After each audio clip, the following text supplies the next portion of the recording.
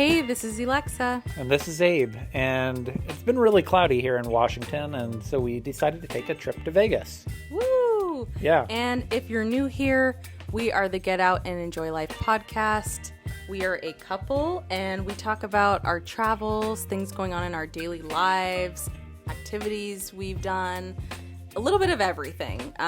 But we just want to share all of the fun stuff we get to do in our life. Yeah, so we actually ended up taking this trip last year and ended up repeating it again almost on the exact same dates. Mm-hmm. We stayed at the exact same hotel, though a little bit farther in the podcast we'll talk about, we tried to do some of the same things. They didn't work out. So, we stayed at a hotel called The Link, and it's centrally located, though it's pretty small in terms of the hotels go there. It doesn't really have a very big pool, but the cool thing is it's on the middle end of, pricing, and we upgraded to a junior suite, which is really nice. It gives us so much space, if we want to hang out at the hotel, which we did come back and stop at throughout the day. But you get a living room, you get kind of like a kitchenette. I mean, it doesn't have something to cook on and all this, but it has a sink, it has a little mini fridge, it has a place to sit where we can eat or, munch on things. So it's really nice. And the most important part you forgot, it has a Keurig. This time it has a Keurig. Yeah. Last time it did not have a coffee machine. And if you're ever buying coffee on the Strip, it is very expensive. It's not very good, honestly. Yeah. Well, when I went to Starbucks across the way in Harrah's, I think it is, I swear a coffee was $10. Yeah. So everything is expensive on the Strip. The other thing about this junior suite, we were sitting there. It had a couch, like a pretty big L-shaped couch, and we only paid like an extra $40-something a night for it. Yeah. So worth it. We were sitting there on the couch looking at this, and the suite was actually bigger than our apartment. Our apartment's Literally. I think 600, 700 square feet. But it was really nice to have all that space. Plus, you don't have all your crap in there, your stuff that you've collected over the years. We try to, stay down on that stuff. But still, just, living in 600 square feet or less. I mean, we're pretty fortunate to have 600 square feet. But people live in studios, which is much less. Right. And I would say every hotel on the Strip has its thing, basically. And what I mean by that is that some of them have literal malls inside of them. Which we didn't know. This is our until second we time walked going. through this time. Literal malls, some have aquariums, some have museums, some have, a lot have shows that are dedicated to that specific hotel. For the Link, I think they have a show that's associated with the Link. We didn't really check that out too much. It is a smaller hotel, but what they have is the Link Promenade, which is basically this little outdoor restaurant shopping area. And they also have the High Roller, which is this massive Ferris wheel that's like 550 feet or something like that. That's actually amazing, and you get incredible views of all of Las Vegas, even out to the mountains. So that's kind of their thing. Yeah, and they actually, on that strip, inner strip anyway, I almost want to call it an alley, but it's not, obviously. But they have the In-N-Out burger, which is amazing, and the prices are really good, especially for things on the Strip. And they're open till, I think, like 1 o'clock at night. And they have that secret menu as well. And so, we ended up eating some meat on this trip, which usually we are pescatarians for the most part. But even with the In-N-Out burgers, we were able to get almost like a cheeseburger of sorts. You basically order a cheeseburger without the burger part. So it kind of sounds it's like weird. A grilled cheese, basically, with sort all of the fixings. I mean, it's not really grilled. I almost feel like... Not really. Yeah, no, you're making it sound better. It's really like 2 buns and some lettuce and cheese. It's the cheeseburger In-N-Out without the burger part. It's sounding sad now, but it was good. It's really good, and it's a nice option if you don't eat meat. And we get the French fries, of course. But that In-N-Out is always so busy, and you have to walk around multiple times to even try to find a seat, and you have to really just jump into the booth. It's almost like if in kindergarten or elementary school when you play musical chairs, and you literally have to walk kind of around in this loop of where everyone's sitting, because when someone gets up, you have to be kind of close to them because to dash into it. Yeah, everybody's like fighting for a seat. Yeah, and especially like it's not that warm at this time of year. It's warmer than Washington, but it's not that warm to be necessarily sitting outside. 60s, yeah. So. Especially at night, the temperature drops. We also met this couple, on the topic of In-N-Out, we met this couple from, I believe, London. And we were sitting, we ended up getting this table that could probably sit 5 people. We're only 2 people. And this couple and this guy comes down and sits right down. He just set his stuff down like, hey, can I come in? We're like, yeah, sure. And then his wife comes over and she's like, did you steal this table from these people? And it's like, no. But they were from London. It was fun pretty to cool. chat with. They were actually, I think one of them was wanting to see like Elvis's hometown. And I didn't know. No, Elvis did see it. Yeah, they went to Nashville, which I'm like, of all places from London to Nashville. Well, they've been to the United States a few times, so they went there because there was a specific interest, like in their family. I know, but still, they went to New York. They were saying they were going back again, and they went to Las Vegas, and this was their first time here, which was really exciting for them. They had a 13-year-old daughter, which they didn't want to bring to Vegas, which is understandable. Yeah. And, especially then they can have more fun too. Yeah, so it was fun to chat with them and meet new people. On our first day in Vegas, we tried to kind of, I guess, mirror what we've done in the past. And we went to like Italy, and we did that before, and we tried to do some other things, and things were just not working out. We went to Italy, and let me tell you this. The first time we went to Italy, it was amazing. I mean, we were so excited. The food was so good. I'm not saying that the food was bad, but I'm saying that we went there, and we didn't necessarily, we ordered things thinking it was going to be like these big portions and things like that.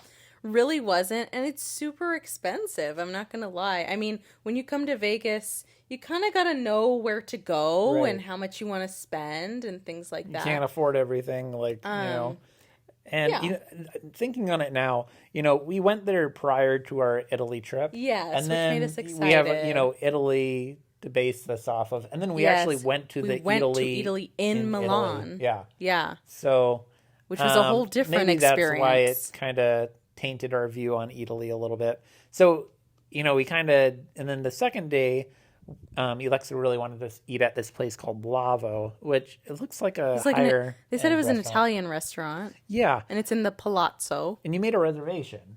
Yes, I made a reservation because if you go to Vegas and you don't know this, you should make reservations for things you definitely want to go to. Right. So we went there, and I made the reservation for 2:00, and they had reservations all the way up through 2:30. And I was like, okay, that's great. So we go there, and we go and get seated, and the waiter's like, you have a few minutes to order anything, like what you want from like 5 this to 10 menu. minutes or something. It's also like $50+ a person because it is a buffet. Right, and we didn't know that going in. It was a buffet, and then there also was this pressure of like, you need to order everything you want from this list in the next 10 minutes. In the next few minutes, because the kitchen is closing. Right. So, while everything looked very delicious on that menu, it just wasn't reasonable for us to stay, and spend have $100 and order everything in 10 minutes. Yeah, and order everything so quickly when it's like you really want to have an experience at a restaurant. On that top of like the $50, drinks weren't included. Like if you wanted to do like a mocktail or something like that, which that's I guess that's kind of expected. But so then we went and ate at this. We've been watching this YouTuber that does YouTubes in Vegas, and they had recommended. Brewdog? Brewdog. Yeah. Which actually, honestly, it was really good. Yeah, and it's a cool environment because they have like a rooftop area. But the first time we went there, what happened? Well, I made a reservation, and honestly, it was my mistake. But they sent me an email, and it said, I think something like confirmation or something like that. It said like reservation. Right, reservation. And I'm like, okay, I didn't even read through it. So we went over there and got there, and she's like, no, it says unconfirmed reservation. And I'm Which is dumb. Why would you even have that on there? So why would you have that as an option? We couldn't get in, so we had a reservation for the next night. We ended up getting in that night, and we got these cauliflower wings. Oh, so good. Which, not wings, but they're covered in, the hot sauce of wings. Buffalo sauce. And I've tried to make them before. Alexa has tried to make them before. We always get the batter mixture wrong. It's too thick or whatever. Yeah. And these were amazing. Oh, it was so good. I want more of those. It was so good. Dip them in ranch. Yeah. Ooh. So, but kind of the off-putting thing, unfortunately, was like the vibe in this BrewDog area was like really low. It was weird. Yeah. One thing I'll say that we didn't mention, the first day that we tried to go to BrewDog and we had that unconfirmed reservation that we really didn't know about, we showed up and BrewDog was so packed. I mean, they had a DJ there. It looked so fun. And the reason why we couldn't get in is because they had an event in the top part of the restaurant. Yeah. So they were like, you can sit on the couches and order food or whatever, but it was like, that really wasn't what we wanted to do. So that second day we came, it was a weekday. So like people probably had left, Las Vegas and stuff like that. It's over spring break still. So I know, but anyways, it was just a weird vibe. There weren't a lot of people in there. Like no one actually came to check us out either. Like it just, I mean, the cauliflower wings, amazing. Yeah. We also got like this fry dish with lobster, which wasn't horrible, my favorite. Honestly. It had no flavor. It really lacked flavor. Yeah. You couldn't even taste the lobster either, which was kind of weird. And then you got a non-alcoholic beer, which tasted actually very good. It was really good. Tasted just like beer. Yeah. So that was a positive. I got a lemon drop, which I really like. And so it was just... The other kind of interesting thing was like no one... Which we've had this happen before, like kind of the waitress, and it wasn't busy, but the waitress never came back over really. And then she came a few times. But we wanted to leave, but wasn't coming back over. We actually didn't really see a whole bunch of people, so we actually there's a QR code on the table that says pay through this QR code. Yeah, that's what we did, and then we walked out. Mm-hmm, so basically, kind of crazy. But, I mean, she acknowledged me at the end and was like, "Thank you for the tip," basically. And then we left. And then what else did we do? We went to the Coca-Cola place and tried sodas from around the world, which is kind of cool. Like a 2-story Coca-Cola building with the Coca-Cola on the outside. Right near BrewDog, Yeah, it's actually. I think it's 16 or something types of like Coca-Cola or, fountain drinks from around the world. Basically sodas, yeah. Honestly, I don't like soda in general, so I'm probably not a good, person to be trying these. But a lot of them did not taste very good. My favorite was Greece. They had a pineapple Fanta. They were killing it. That was amazing. the best amazing. one. The other one that was pretty good was Thailand's. They had a melon type of fountain drink, which tastes... Honestly, it looked like the color of a green highlighter. Like, kind of like Mountain Dew. So green. But, like, not real green. Yeah, fake. Fake. But it tasted like melon, and it was good. My least favorite, I think, was China's. I forget what theirs is called. Honestly, it was really dark, like darker than Coca-Cola. Almost like a purple. I remember it being like a brown syrupy color. The other thing was it like smelled like liquid smoke, if you've ever smelled. And I felt like it tasted like liquid smoke. I don't know. It wasn't my cup of tea, obviously. You know what else it kind of tasted like? Kind of liquid smoke, kind of like mezcal, which is like, it's like a liquor, but it has that smoky flavor to it. It just... I don't know if I enjoy liquid smoke flavor in my sodas. And then Italy's was pretty good. I think theirs was like a sand bitter. It wasn't labeled that, but it tasted something of like a sand bitter. Which was Abe's favorite drink in Italy, when we were in Italy. It's very sour. How do you explain it? It's like a sour fruit. Pretty sour, kind of flavor. I can't really think of... The other ones are kind of escaping me. There was, I think... I don't know if Germany's was very flat. Yeah, that's I just remember that, but I don't remember the taste. Didn't have any fizz, really. Yeah. So they give you like, I don't know, these cups that are probably, 50 ml, probably about 50 mLs. And a little bigger, I think. Yeah, but honestly, we could probably do way less than that. Honestly, yeah. I don't drink, personally, I don't drink soda as much anymore. Like, rare occasion, actually. And it was just really hard to finish. Like, if you haven't drinking soda in a long time or it's just not your thing. They also had a float version as well, which is kind of interesting. Yeah, I mean, those kind of look good. Yeah. But, so that was kind of fun. We both had never done that before, so it's cool to do something like that. And then with this Vegas trip, we ended up making it a little bit of our birthday trips. Alexa's birthday fell before it. My birthday falls pretty much pretty after it. So we ended up doing shows for our gifts to each other, and Alexa wanted to go see the Jabbawockeez, so we went and saw that. They were really good. Honestly, I wasn't expecting to like them as much as I did. And if you don't know who the Jabbawockeez are, they are a dance group, and they kind of do like hip hop dancing. I mean, they do a little bit of other stuff too. They wear these white masks so you can't tell who is who. Which is ingenious. I mean, if they ever had like somebody they needed to add into the group or anything, they could just put the mask over them and then you wouldn't know, really. You don't want to work, Sunday and Monday or something. Yeah, and so, and they also are known for winning America's Best Dance Crew.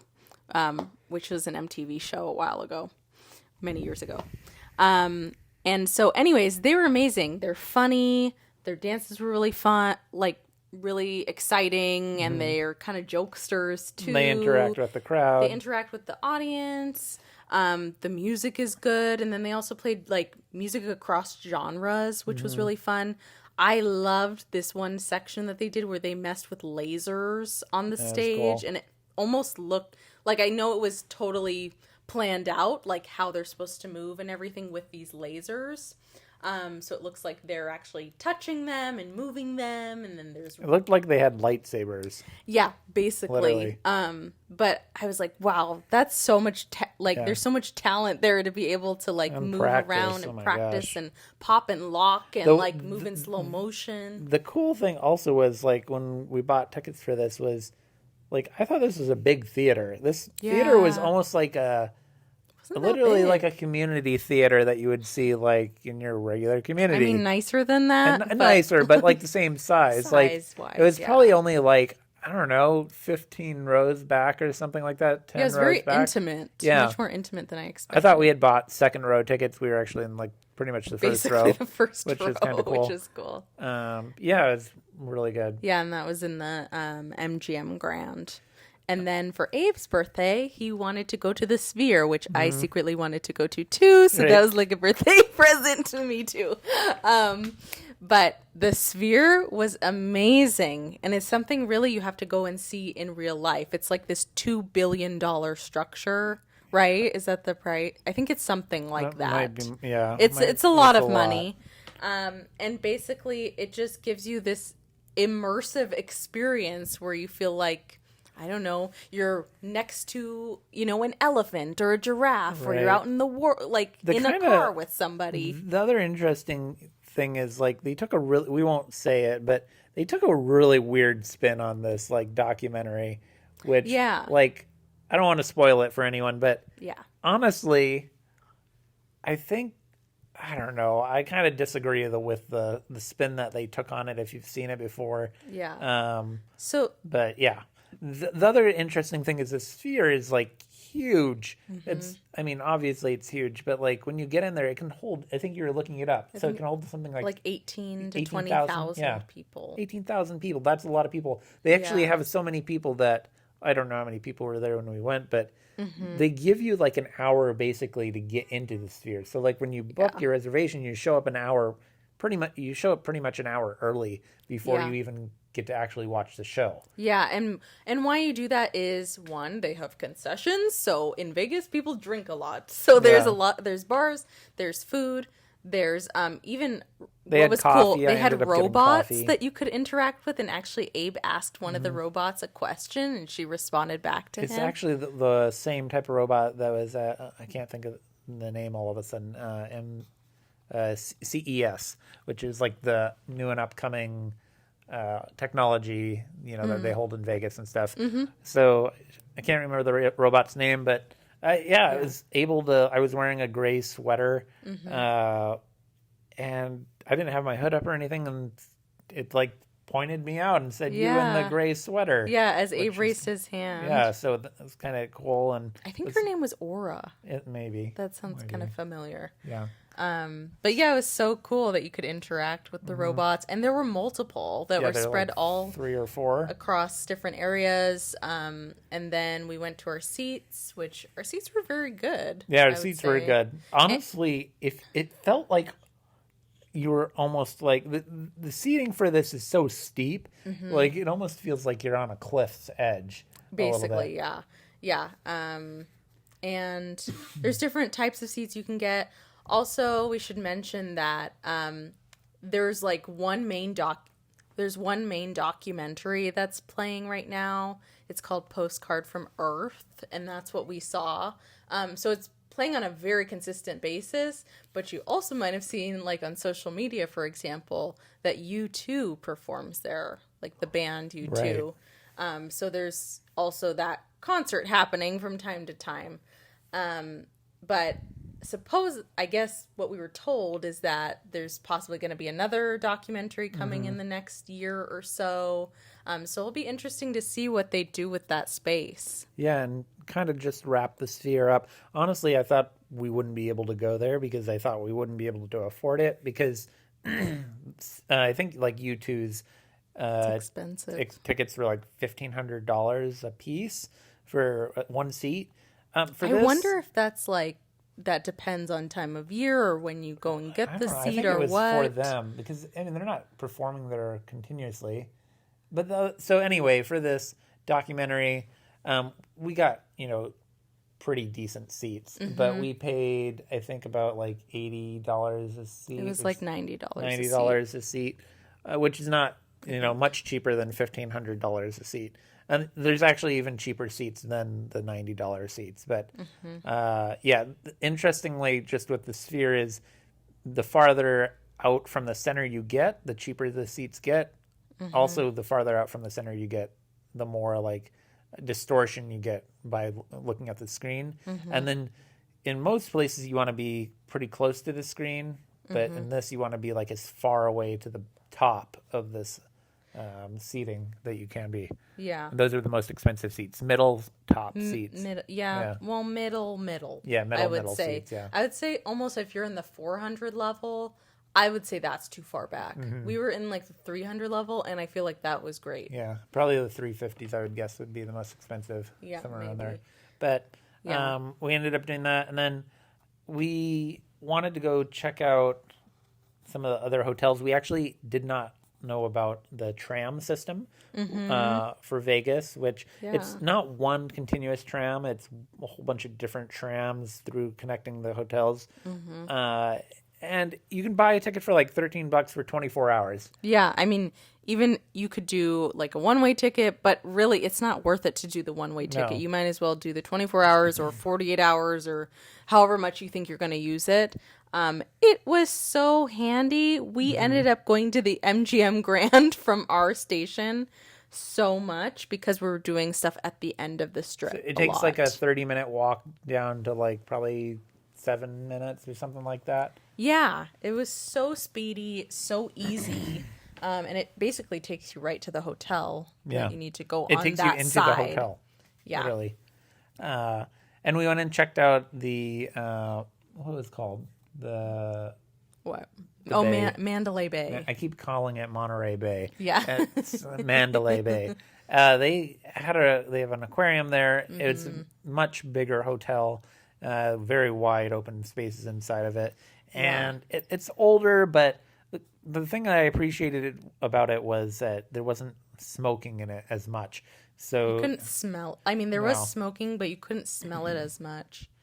So we went there, and then we were looking at possibly going to their pools. They have a sand beach wave. Yeah, I mean, it's a resort thing. So yeah, they had lazy river and different pools and things like that, which is cool because you can get a day pass if you really want to go there. Yeah, for I think it's $25. Yeah, per person, which can cheaper than I expected. Yeah, get pricey with a family, but yeah, true. Yeah, so we ended up doing that, and then we went to the food court there. All these hotels have all these food courts we didn't see which I feel last time. It's kind of newer, but I could be wrong. Yeah, no, I think so. So it's nice to have options where you can just quickly eat and go, so that you can kind of walk around the strip and see everything. And then on our last day, we were going to actually go back to the beach there at the Mandalay Bay, but the weather, it was sunny, but it was just not really warm enough. Yeah. So we ended up doing this. It's called Area 15, which is, honestly, it's pretty much like a huge arcade, but very high-end arcade. It's like an arcade, but it has a museum. It has VR stuff. Yeah. It had Grand Prix racing.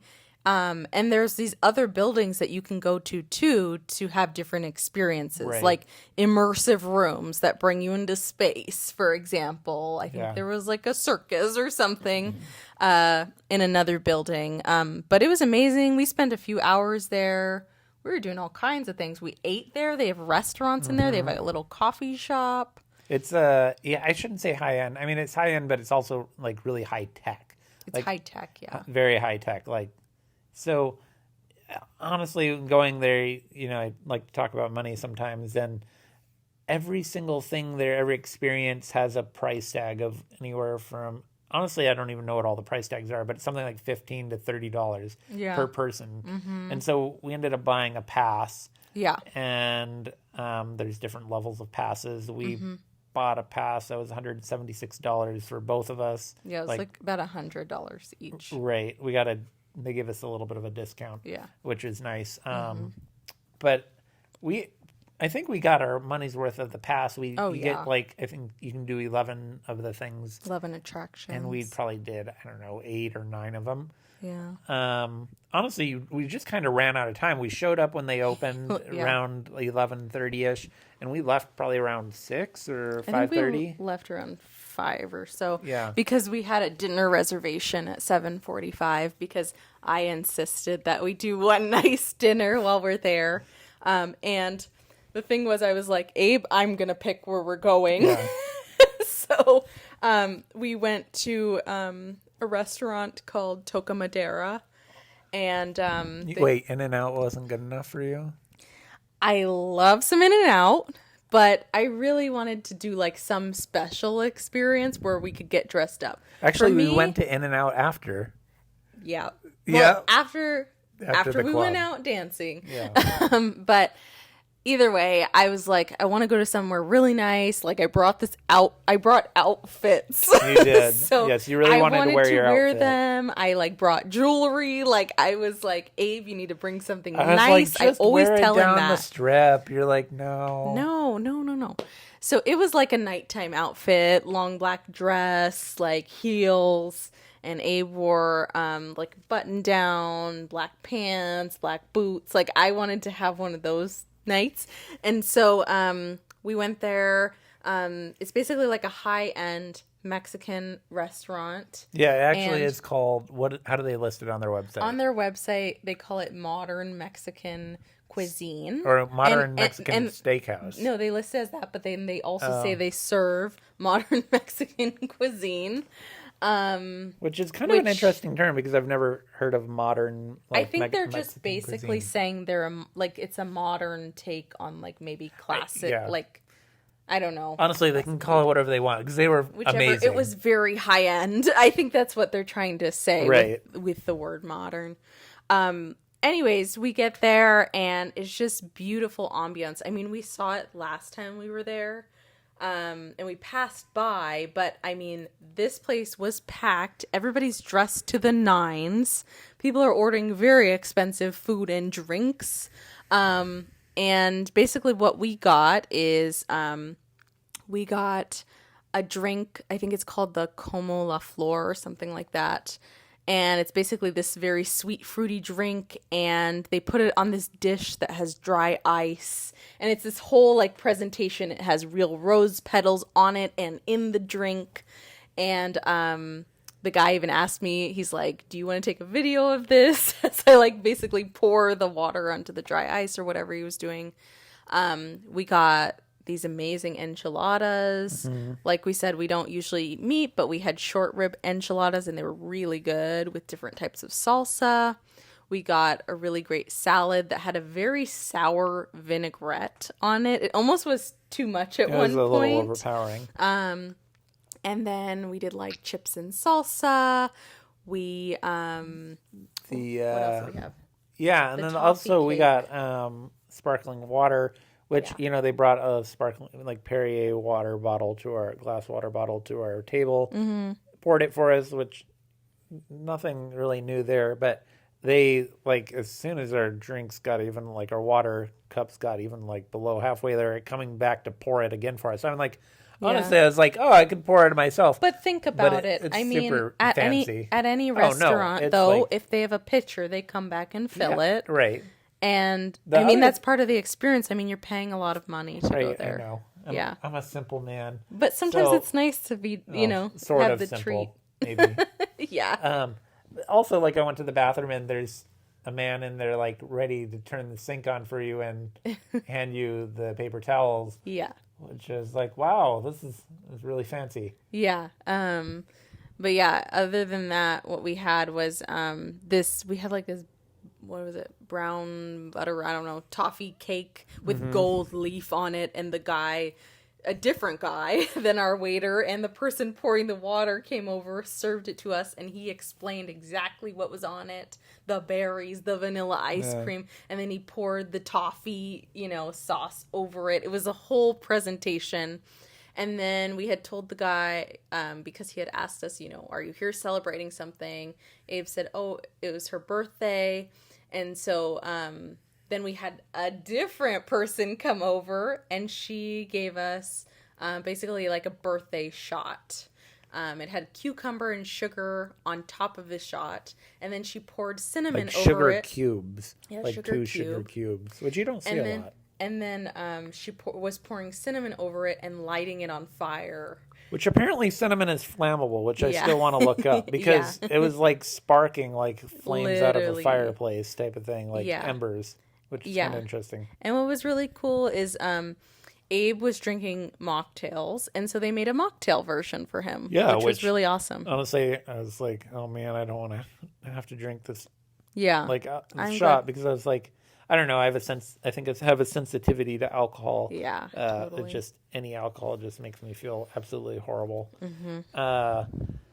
And yeah, it was really cool that they had mocktails. Also, they had a fire dancer in there, which was interesting, especially because like there's like an archway that a little hallway area you walk through to get into the next part of the restaurant, and it's like they decorated in a way of like it was almost like logs or sticks like coming over the archway and stuff, and she's doing her fire like there's dancing. A lot of wood in there in the archway and trees, like there's trees inside the restaurant, and I think they're fake trees, but still like so she's doing her fire dancing in this archway that's like covered in wood. I'm like, oh my gosh.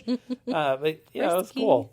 And then after that we went to a nightclub because that was my request. Yep, that was the Alexis request. We went to Omnia in Caesar's Palace, and she had to drag me there a little bit. Yeah, Abe didn't want to go. It took I was 2 like, nights let's go. So anyways, we went there, and some of the music was good, some of it wasn't hitting as well, so I was like, let's go.